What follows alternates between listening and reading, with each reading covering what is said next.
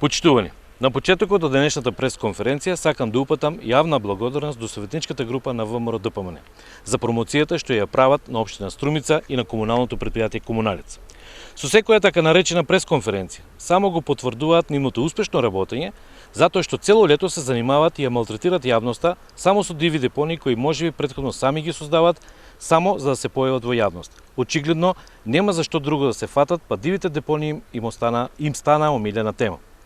Ако имаше сериозни проблеми во општината, зошто нивниот премиер кога дојде во Струмица не ги решаваше на лице место, како што тоа го прави насекаде низ државата, туку се шеташе по градското корзо и тоа со семејството. Во нашите пресконференции и реакции никогаш не сме ја мешале политиката со работата. Но овој пат мораме да им порачаме на советниците од ДПМН.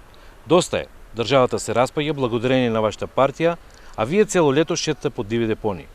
Нели гледате дека оваа гнасна кампања што ја водите нема поддршка ни кај вашите членови и симпатизери? Доволно е само да ги прочитате коментарите по социјалните мрежи и ќе сватите дека вашите пресконференции веќе служат само за потсмев.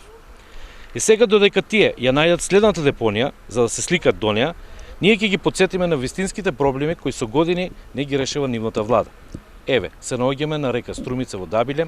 На лице место може да се види во каква катастрофална состојба е речното корито, обраснато со треви и неисчистени со години, а сведоци сме на какви и колкови штети беа предизвикани од поплавите само во последните неколку години.